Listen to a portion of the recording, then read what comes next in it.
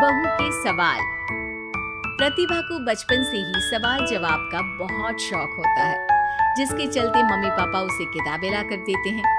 लेकिन वो उनकी जगह गूगल की मदद लेकर अपने पास अतरंगी सवालों का पिटारा भरे रखती है, जिनसे वो लोगों को अपने आगे बेवकूफ दिखाने के लिए हर बात पर सबसे अतरंगी सवाल पूछती रहती है।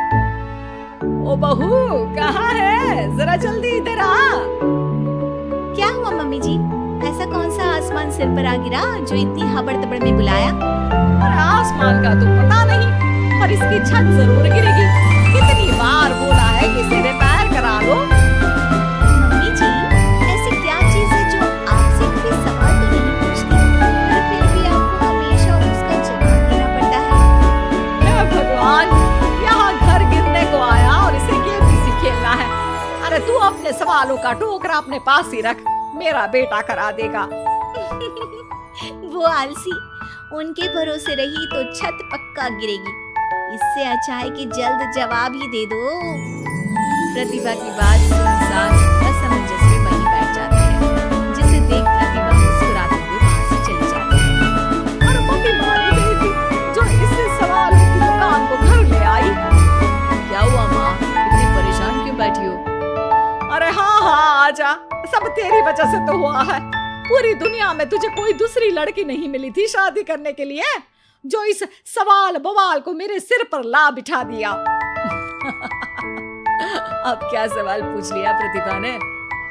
इस पर सास अभय को प्रतिभा का सवाल बताती है, जिसे सुनकर अभय जोर जोर से हंसने लगता है। अरे माँ, प्रतिभा के पास जाओ और बोलो उसका जवाब है मोबाइल फोन, जो हमसे कोई सवाल नहीं पूछता, लेकिन हमें हमेशा उसके बचने पर जवाब देना ही पड़ता है। ओ हाँ, चल अब दफा हो, आलसी कहीं का।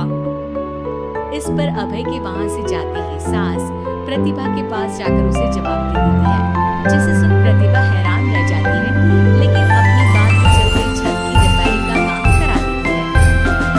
मेरे सवाल का जवाब इतनी जल्दी देना मम्मी जी के बस की बात है नहीं। कोई मुझे इतनी जल्दी हराती ये कभी नहीं हुआ, और ना ही मैं होने दूंगी, अब भी नहीं। इसके बाद तो जैसे बात प्रतिभा के अभिमान की हो जाती है, जिसमें वो सास से बदला लेने का मौका ढूंढने में जुट जाती है। एक दिन आज ना हमें पड़ोस वाले शर्मा जी के घर डिनर पर जाना है, तो अपने सवालों को घर पर ही छोड़कर जाना, समझी? सास की बात का कोई जवाब दिए बिना प्रतिभा वहां से चली जाती है और रात को शर्मा जी के घर पहुंचते ही उनके बच्चे के साथ खेल खेलने के बहाने अपने सवालों की गाड़ी शुरू कर देती है। पापा, आंटी बहुत सवाल करती है, मुझे उनके साथ नहीं खेलना। अरे ना ना बच्चा, आंटी आपकी नॉलेज के लिए ही तो पूछ रही होंगी ना। अच्छा तो बताओ, एक लड़की 50 फुट की सीढ़ी से गिरी, फिर भी उसे चोट नहीं लगी, क्यों? बच्चे की बात सुनकर शर्मा जी सिर खुजाते बैठ जाते हैं।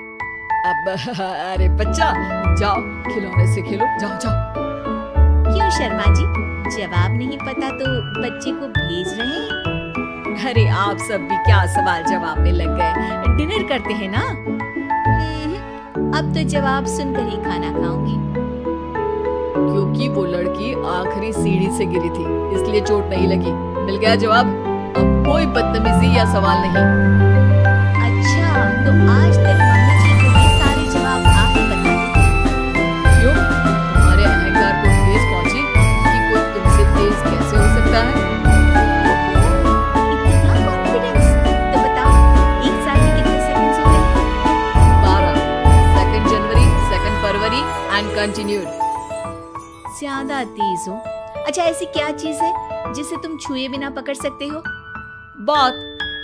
2 माँ और 2 बेटी पिज्जा खाने गई, सबने एक एक स्लाइस खाया, फिर भी सिर्फ 3 स्लाइस ही खा पाए। कैसे?